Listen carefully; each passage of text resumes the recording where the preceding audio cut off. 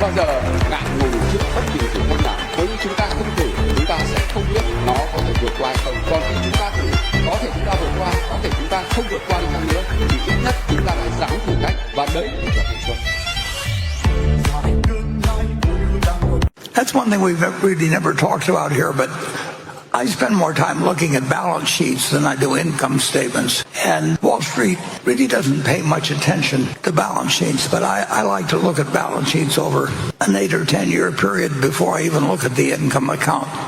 Because there's certain things that's harder to hide or play games with on the balance sheet than you can with the income statement. And I mean, neither one gives you the total answer on anything, but you still ought to understand what the figures are saying and what they don't say and what they can't say and what the management would like them to say that the auditors wouldn't like them to say. And I mean, there's just a lot to be learned, and you do learn more.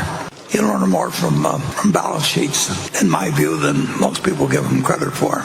In terms of, I really I'm not worried about being remembered about that. People don't remember.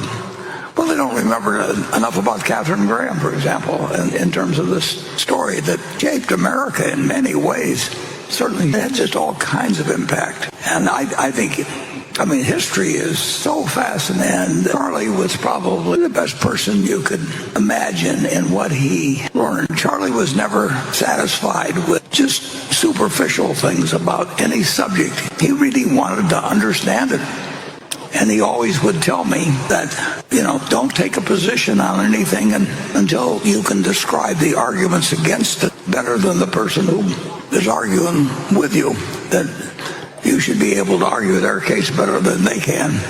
He was a reading teacher, but so were those other fellows I mentioned. And of course my dad was an incredible teacher. So you make the most of the people you are going to make you a better person, and probably forget about the rest to quite an extent.